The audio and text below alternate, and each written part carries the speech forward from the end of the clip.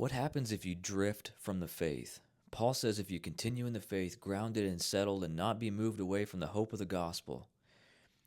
But let's read the whole thing because we're going to talk about this.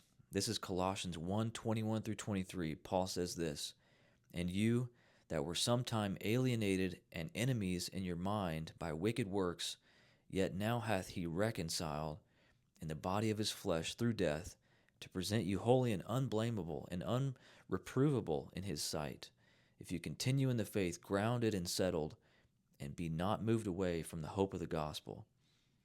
And people will teach that Paul is warning believers about losing salvation here.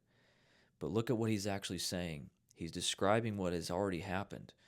You were alienated in your mind, not in God's mind. Your sin and shame made you feel distant, but God was not distant from you. And now, through the physical death of Jesus, you have already been reconciled, past tense. Because of that reconciliation, God now sees you as holy, unblameable, and unreprovable. That's your standing. So what does continue in the faith mean? It doesn't mean keep performing to stay saved. It means keep believing what is already true about you. Stay grounded in the hope of the gospel. Do not drift back into fear or striving or trying to earn what you already have. So what happens if you do drift from it? Are you still saved?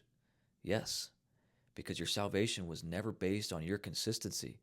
It was based on Christ's.